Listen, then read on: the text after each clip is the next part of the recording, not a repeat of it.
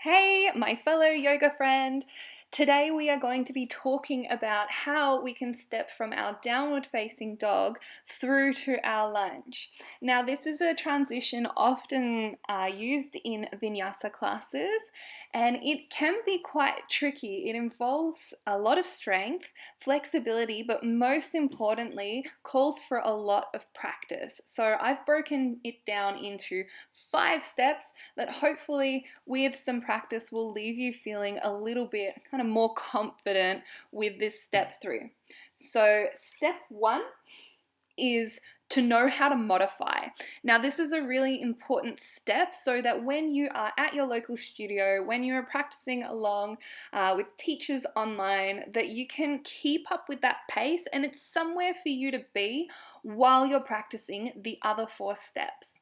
So some good modifications are, number 1, grab yourself some yoga blocks. If you don't have yoga blocks, you can use pieces of 2x4, you can use some really big, thick, heavy books, anything that brings the floor a little bit higher, that it's stable and you can pop your body weight on. Place your hands on your blocks and you'll notice that when I pop my hands up, I've got more space between the front of my body, my chest and my belly, and the floor. That gives me more space to step my leg through. Every exercise that we go over today is going to help us make more space. You can use your blocks as you step through, or you can combine using your blocks with some of the following modifications. So the next one we can do is, rather than stepping to between the hands, is that we can first step the foot to the outside of the same hand. So if I'm stepping my right leg forward, I step it to the outside of my right hand, and then from there I take my hands either side of my foot.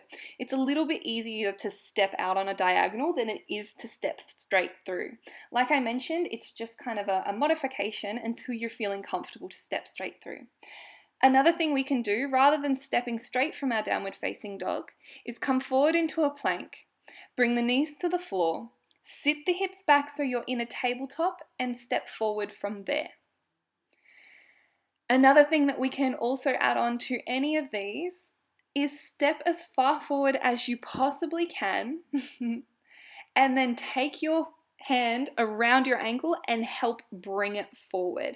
Again, by lifting up your hand, you can lift up the shoulder. You're making a little bit of space as you kind of peel the body open, and you can step it forward. Awesome. So now we know the modifications, we can move on to step 2, which is to help build up some strength in the upper body. So this is going to help us make space between our chest and the floor, and that's going to help us have some more space to step through. So what I can do here is thinking about my shoulder blades and my chest. So my shoulder blades are those those wedges of bone that kind of sit on the back of the body, and they help us move our shoulders around. So I'm going to practice making space between my shoulders here, and to do that, I'm going to come into my tabletop, all fours.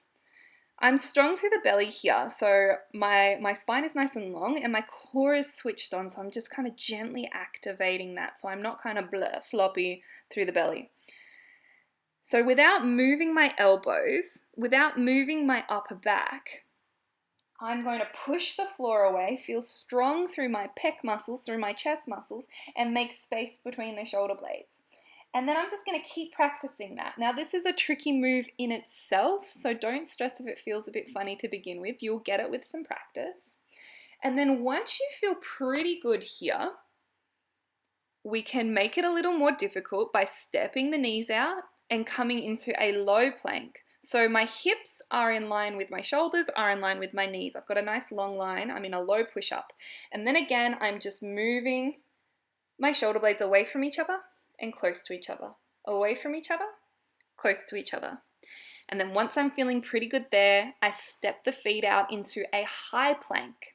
So I've got a nice long line of energy from my shoulders to my hips to my heels.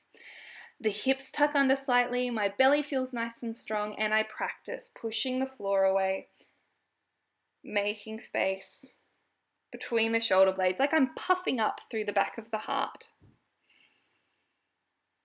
Beautiful. So when you do eventually come to step that leg through, you want to push the floor away, puff out the back of the heart, make that space in the upper body so you can step through.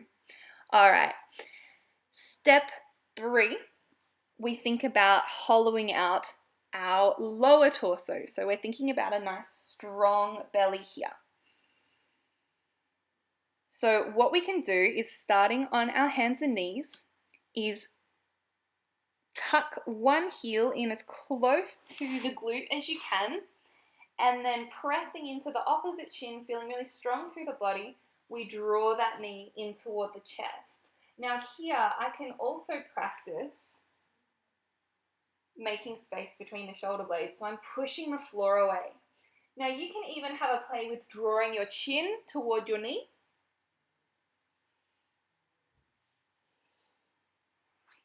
I'm practicing that on both sides.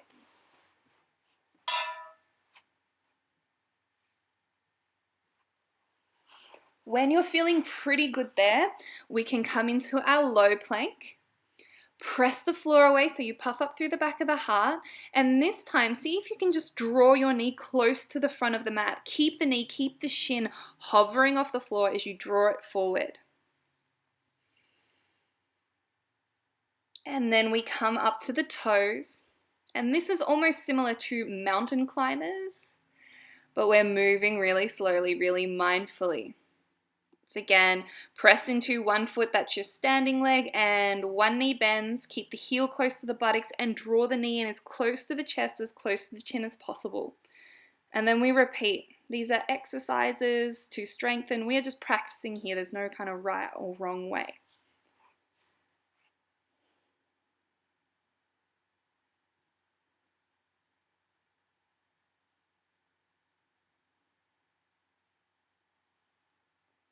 And then once you're feeling pretty good there, we can bring our downward facing dog into this. So we can come to our downward dog, pick up a leg, bend that knee, draw the heel in close to the buttocks, and as you float forward, float the shoulders over the wrists, we come into that plank shape. Draw your knee towards your nose, hollow out the body, press the floor away, and then come back to your downward facing dog. Repeat on the other side, and step it back. It's really just starting with as many of these as you can do comfortably. You might begin with 5 and then in a couple weeks' time move on to 6 or 10. And then once you're finished, we can take our final step. We'll come to lie on the floor. Now this is a kind of mashup of strength and stretching. So we're going to draw one knee into the chest, stretching through our glute. That's going to help us kind of take that step without feeling too restricted.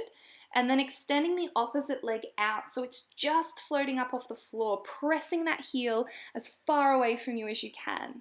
So our belly is strong.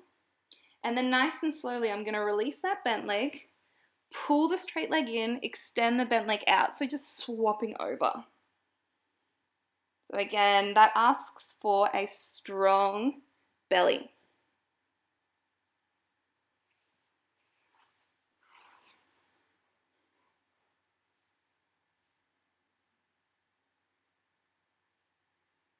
And then to finish off in this lying down shape, we can lift up one leg, grab on behind the calf, behind the thigh. You can even wrap a strap around the top of your foot and feel a nice stretch down the back of the leg, getting into that hamstring. Remembering to take the other side.